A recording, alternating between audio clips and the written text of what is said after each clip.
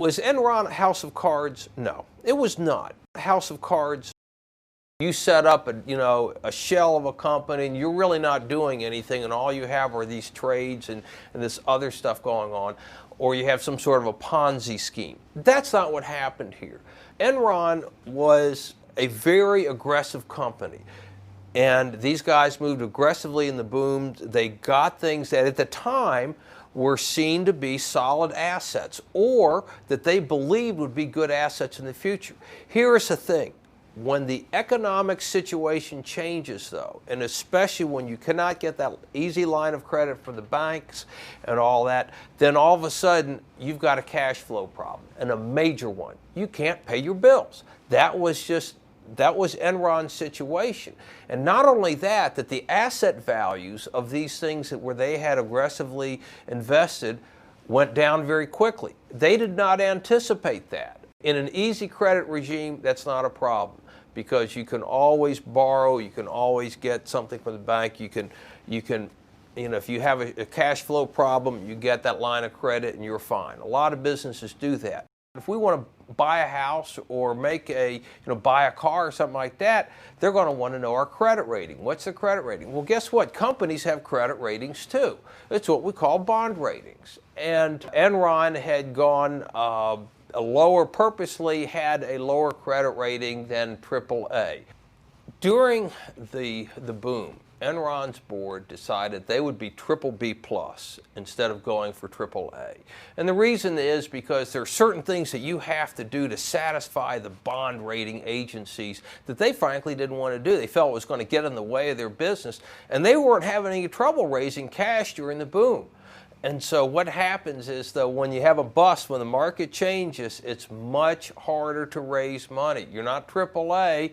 And so what they ended up having to do was try to sell some of the assets, and some of these were really underperforming assets.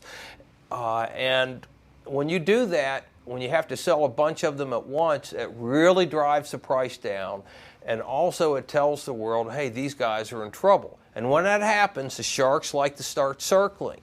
Some people on Wall Street began to what we call short the stock. Once that word came out, okay, that Enron was in trouble, and then it was much harder for Enron to raise cash. And here's the thing that I think we have to understand, is that because Enron was so highly regarded before, okay, and when the word came, hey, Enron is in trouble, okay, that has a much bigger effect on the market and your ability to raise cash, because people say, oh, wait a second. All right, and now it's much harder. What happens when the credit starts drying up, which is what happened in 2000 and especially 2001, where you really had the markets getting nervous. The stock market already was tanking, everybody's stock is going down, so now all of a sudden the spigot dries up. Now you're out there. You're heavily leveraged, and that was the thing. Enron was a very heavily leveraged company,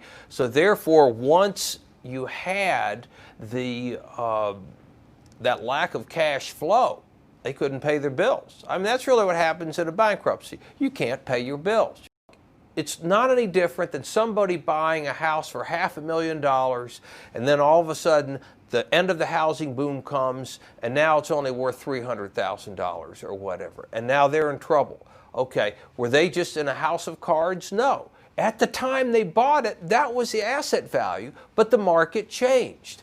And so Enron was not powerful enough to control the market. Enron was as much a product of the market, it was as much a victim of the market as that person who finds that the value of his house or her house has gone down after they purchased it. It's the same thing. But that's not criminal.